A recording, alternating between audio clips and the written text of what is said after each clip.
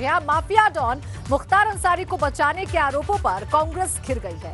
वजह है एक चिट्ठी। ये चिट्ठी यूपी के मऊ के एक पीड़ित परिवार ने राहुल गांधी और प्रियंका गांधी वाड्रा को लिखी है। इसमें कहा गया है कि आपको मुख्तार अंसारी से इतना ही प्रेम है तो उन्हें उत्तर प्रदेश कांग्रेस का अध्यक्ष बना दें। चिट्ठी लिखने वाले का नाम अशोक सिंह है। अशोक के भाई की 12 साल पहले मऊ में दिन दहाड़े हत्या कर दी गई थी और इसका आरोप मुख्तार अंसारी पर लगा था। उत्तर प्रदेश सरकार ने मुख्तार अंसारी को पंजाब की रोपड़ जेल से यूपी के गाजीपुर में ट्रांसफर करने का अनुरोध कर रखा है, लेकिन पंजाब की कांग्रेस सरकार ने ऐसा करने से साफ मना कर दिया है। अब मामले में नया मोड़ आ गया है।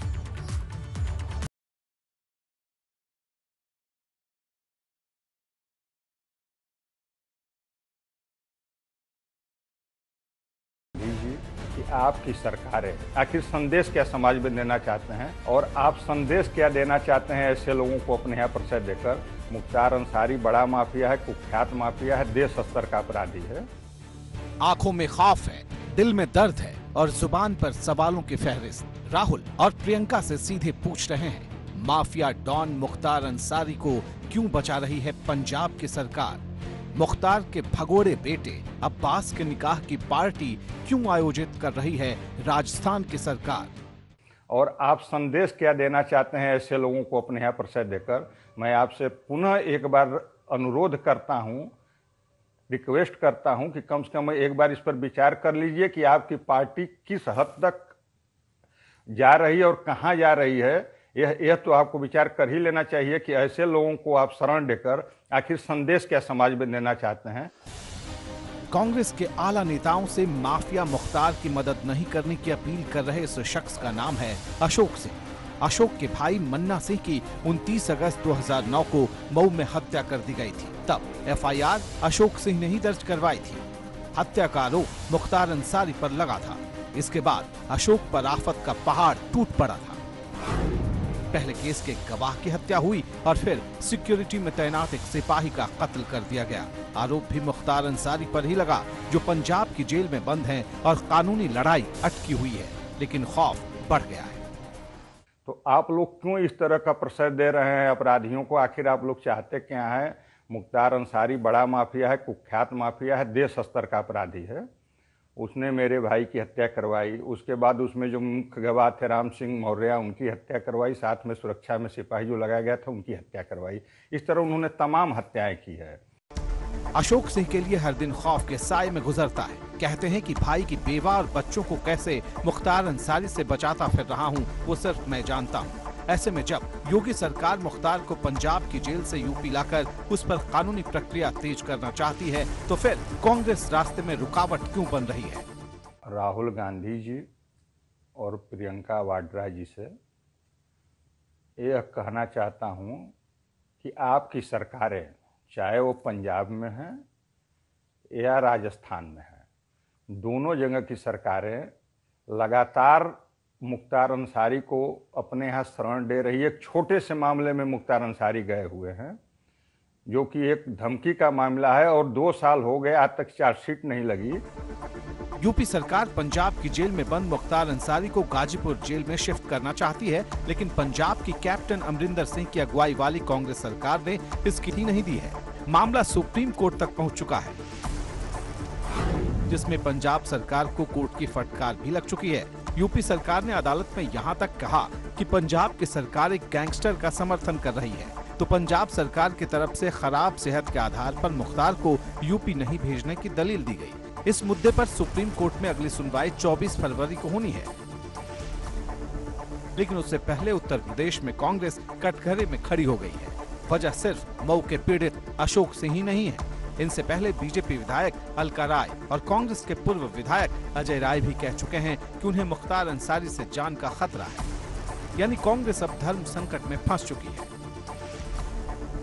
अशोक सिंह जहां कांग्रेस से एक माफिया डॉन को शरण देने पर जवाब मांग रहे हैं, तो वहीं कांग्रेस के पूर्व विधायक अजय राय दोहरा रहे हैं कि मुख्तार अंसारी बेहद शातिर है और वो जेल में रहकर भी हमला करा सकता है। अजय राय के भाई अवधेश राय की हत्या के मामले में भी मुख्तार मुख्य आरोपी हैं। मुख्तार के साथ कुल 4 लोगों पर हत्या के आरोप हैं। फिलहाल इस मामले की प्रयागराज की स्पेशल एमपीएमएलए कोर्ट में सुनवाई चल रही है। मंगलवार को इस केस में सुनवाई होनी थी, जो 23 फरवरी तक के लिए टल गई है। हमने मुख्यमंत्री को भी पत्र भेज दिया है और अवगत करा दिया गया है कि हमारी सुरक्षा बढ़ाई जाए। हमारे साथ कभी भी घटना घट सकती है, हमारी हत्या हो सकती है और निश्चित तौर से मुख्तार अंसारी जैसे दुर्दांत अपराधी जो पंजाब के जेल में बंद है, उनके खिलाफ अगर हम ये करेंगे तो मेरे खिलाफ ये कुछ भी ये करवा सकते हैं। मैं सरकार से मांग करता हूं कि यह तत्काल हमारी सुरक्षा, हमारे जितने भी साथी दोस्त हैं, सबकी सुरक्षा बढ़ाई जाए। साफ है कि माफिया डॉन मुख्तार अंसारी के बचाव के मुद्दे पर कांग्रेस बैकफुट पर है और खामोशी ही पार्टी के बड़े नेताओं के लिए बचाव का आखिरी जरिया दिख रहा है। मऊ से राहुल सिंह और प्रयागराज से मोहम्मद मोइन के साथ ब्यूरो रिपोर्ट, एबीपी गंगा। तो देखिए, हम बातचीत करने की कोशिश कर रहे थे कांग्रेस नेता अजय राय, जो कि खुद अपनी जान के लिए खतरा बता रहे हैं उनसे, लेकिन तबीयत उनकी अचानक खराब होने की वजह से हम उनसे जुड़ नहीं पाए हैं। लेकिन हर एक डिटेल एबीपी गंगा जरूर इस खबर से जुड़ी हुई आप तक पहुंचाएगा। अब तक आपने देखा कि किस तरह मऊ के एक पीड़ित परिवार ने राहुल गांधी और प्रियंका वाड्रा को चिट्ठी लिखकर मुख्तार के कथित बचाव पर सवाल दागे हैं। तो वहीं कांग्रेस के पूर्व विधायक अजय राय ने भी मुख्तार अंसारी से खुद को साफ साफ खतरा बताया है। बीजेपी विधायक अलका राय इसको लेकर सीधे सीधे कांग्रेस पर हमलावर हैं। सवाल है कि जब बीजेपी से लेकर कांग्रेस के यूपी तक के नेता मुख्तार को पंजाब सरकार की तरफ से राहत देने की कोशिश पर सवाल उठा रहे हैं, बावजूद इसके पंजाब में मुख्तार को क्यों राहत वाली खिचड़ी खिलाई जा रही है।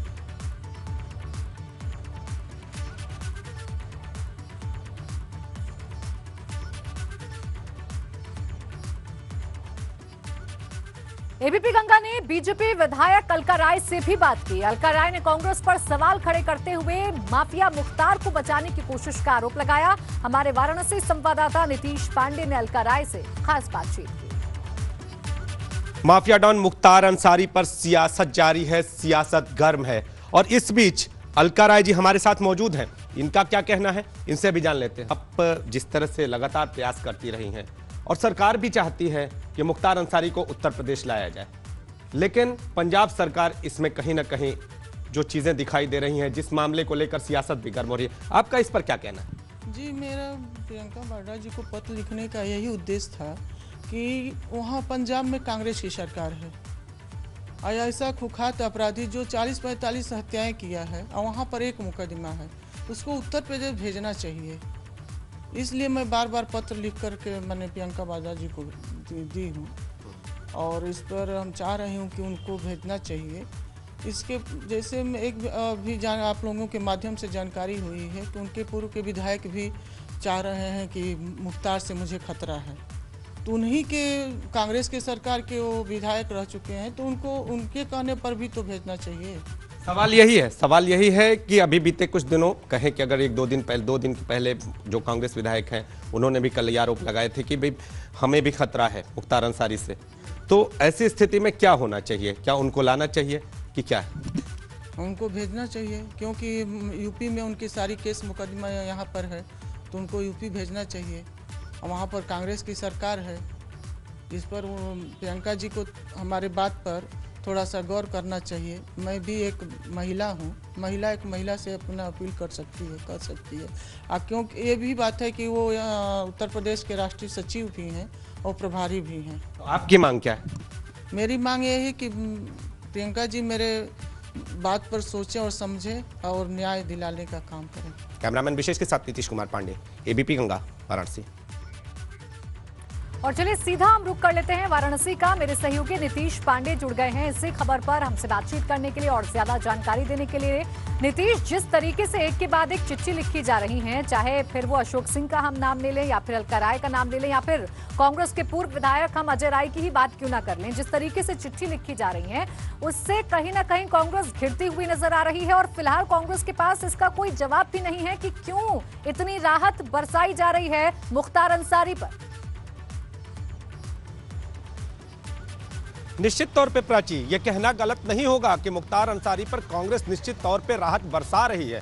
ऐसी स्थिति में आपको बता दें कि जब एक तरफ बीजेपी के जो पूर्व विधायक हैं, जो कहा जाए कि जिनको खास तौर पे दुश्मन माना जाता था, गाजीपुर के कृष्णानंद राय, उनकी पत्नी वर्तमान विधायक जो अलका राय, उन्होंने साफ तौर पर प्रियंका वाड्रा को जिस तरह से चिट्ठी लिखकर अपना दुख जताया था और अपने महिला होने का भी एक तरह से नाता जोड़ा था उनसे, उसके बाद ये कहा था कि जो मुख्तार अंसारी है वो अपराधी है और उसको जल्द से जल्द यहाँ पर भेजा जाए, यूपी भेजा जाए और आप इसमें मदद करिए, इसमें हस्तक्षेप करिए। लेकिन फिर भी कहीं ना कहीं कांग्रेस नहीं जागती है। उसके बाद लगातार बयानबाजी आती है और इसके साथ ही अगर बात करें तो कांग्रेस के जो पूर्व विधायक हैं अजय राय ने स्वयं इस पूरे मामले पर कहा कि मुख्तार अंसारी से उनकी जान को खतरा है, जिसे लेकर आज इलाहाबाद में प्रयागराज में आज इसे लेकर गवाही भी थी, जिसको अगली तारीख 23 फरवरी दी गई है। लेकिन अब इस बयान के बाद भी कांग्रेस का कोई स्टैंड न लेना कांग्रेस के घिरने को लेकर साफ तौर पर इशारा करता है।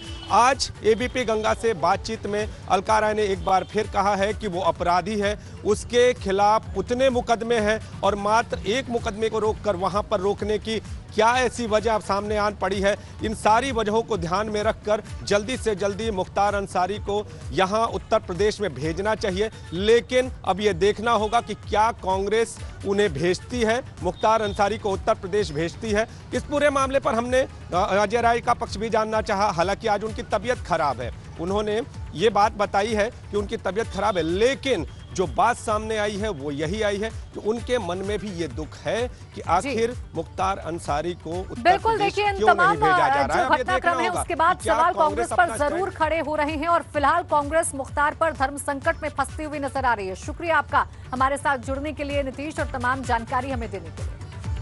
चलिए बढ़ते आगे और बात करेंगे मोदी की आंखों में दोस्ती के आंसू की। जी हां, संसद में सियासत के लिहाज से आज का दिन बड़ा दिन साबित हुआ।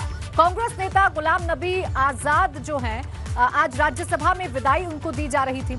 इस मौके पर बोलते हुए पीएम मोदी भावुक हो गए, उनका गला रुन गया, आंखों से आंसू छलक उठे। मोदी ने गुलाम नबी आजाद को एक ऐसा संजीदा इंसान बताया जो सियासत की सीमा से ऊपर रिश्तों को जीने में यकीन रखते हैं।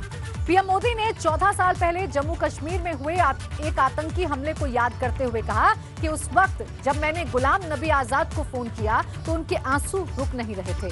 जब गुलाम नबी आजाद की बारी आई तो वो भी भावुक होने से खुद को रोक नहीं पाए। एक बार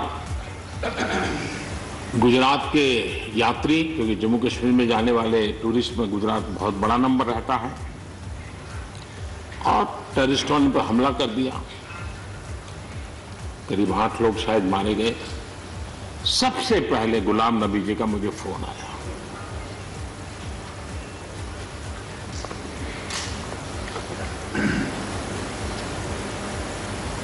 और वो फोन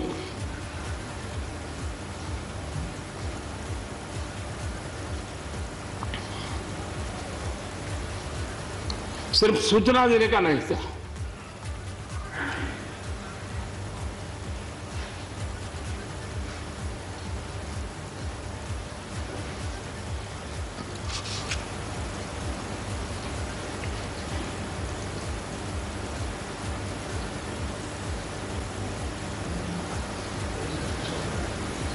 उनके आंसू रुक नहीं रहे थे। फोन पे उस समय प्रणब मुखर्जी साहब डिफेंस मिनिस्टर थे। प्रणब मुखर्जी साहब ने कहा आप चिंता मत कीजिए, मैं करता हूं व्यवस्था। लेकिन रात में फिर गुलाम नबी जी का फोन आया। वे एयरपोर्ट थे,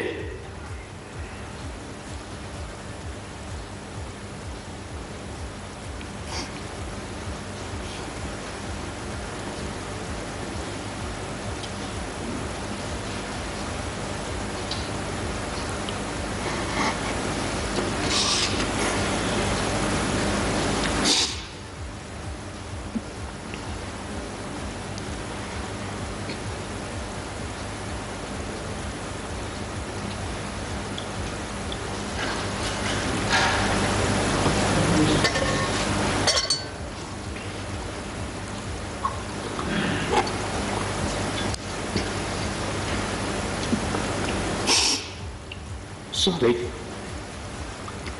उस रात को एयरपोर्ट से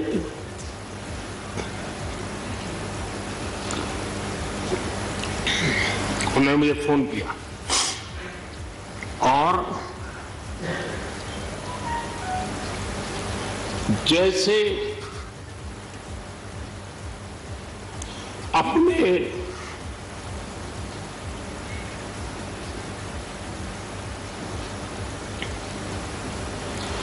परिवार के सदस्य की चिंता करें,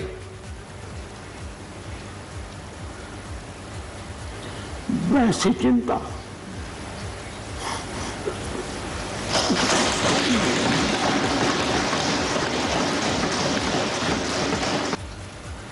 पद, सत्ता जीवन में आती रहती है,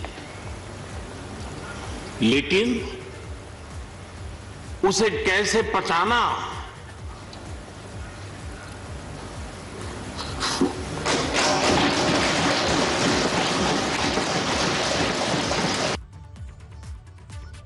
मैं 2005 में जब चीफ मिनिस्टर बना नवंबर में, और मई में जब दरबार कश्मीर में खुला, तो मेरा स्वागत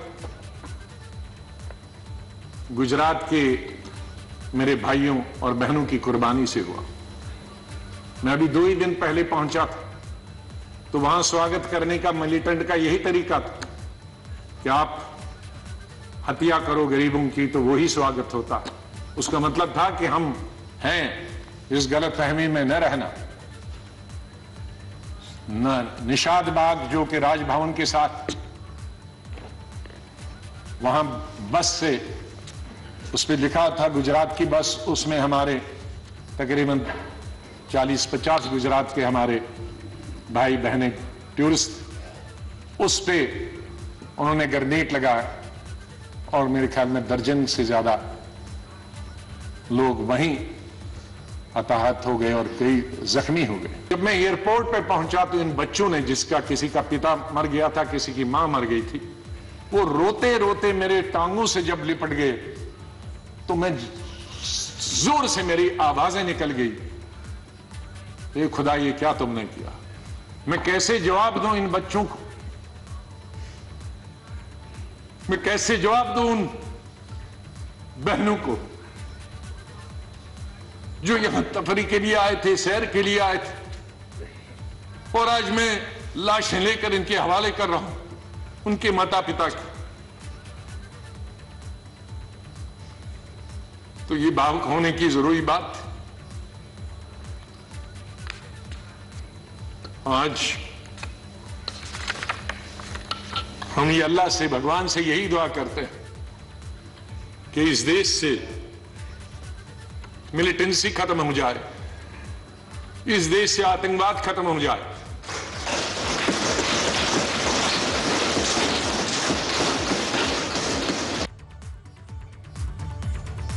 तो आपने देखा, यही खूबसूरती है इस देश की, जिस सदन में कभी एक दूसरे पर वार किए जाते हैं, तीखे प्रहार किए जाते हैं, आज उसी सदन में एक दूसरे की तारीफ की जा रही थी और इस तरीके की जो मोह था वो नजर आ रहा था, प्रेम नजर आ रहा था कि आंखों से आंसू तलक छलक रहे थे।